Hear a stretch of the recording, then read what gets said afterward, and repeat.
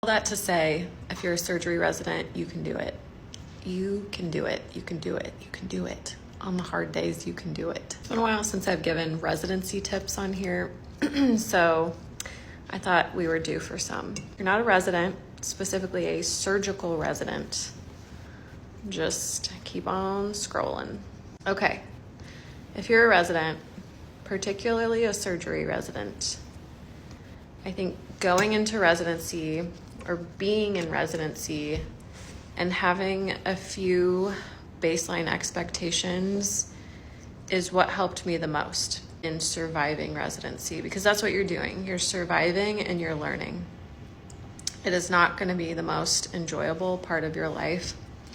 It'll probably honestly be one of the most challenging and difficult things that you do in terms of the amount of learning that you're required to do, the amount of stress that you're under, the inability to do things outside of work that you want to do, like be with family, spend time with your newborn if you decide to have kids, commit a lot of time to your spouse if you're married. So just knowing that the next 5 years are going to be a very challenging part of your life is helpful. I think knowing that in a high stress environment, which is what hospitals and operating rooms typically are, that you may see the worst in people. They may not be bad people, but sometimes they act bad. And being able to see past that in the moment so that you can concentrate on doing your job in a good way is helpful. If it becomes a pattern, that's a different story. And I think depending on where you are at in your residency training, it may or may not be worth it to address that person and talk about how you are perceiving the treatment that they're giving you.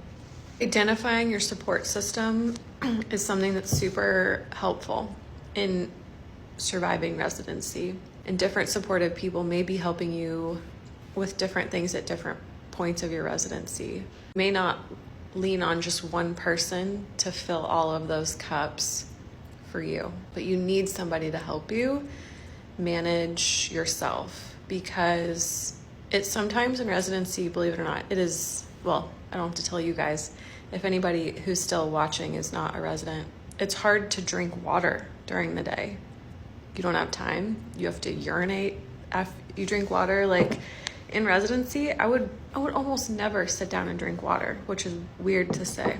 It can be really challenging to eat throughout the day, especially if you've got really, really long cases. You may or may not be able to scrub out.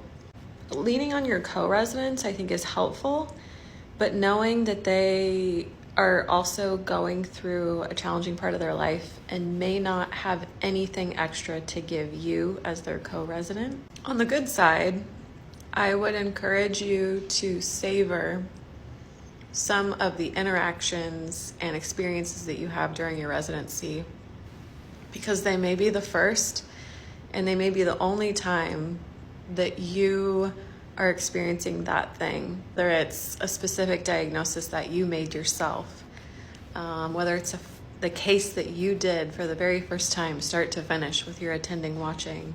The first time something really clicks in your mind, conceptually or physiologically, all these complex procedures that we learn to perform, nuanced drugs that we're expected to know, physiologic processes that we need to understand. Savoring that. There are still so many instances from residency that I will never forget. In a very positive way.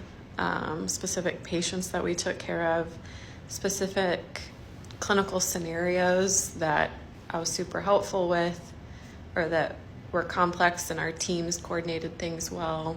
So savoring the good days, because not every day is good, and that's okay. Another thing is that the whole saying, comparison is the thief of joy. I have several good friends that are not in medicine, not in surgery, not in healthcare at all. Comparing my life to their life when I was in residency was very unhelpful. I would often have pretty extreme jealousy of what they were doing, the days that they could just go enjoy themselves when I was at the hospital and hadn't slept in a long time. So trying to, I hate to say ignore, but really trying not to compare your life at that time in residency to really any of your friends, because it's going to be a bad comparative game.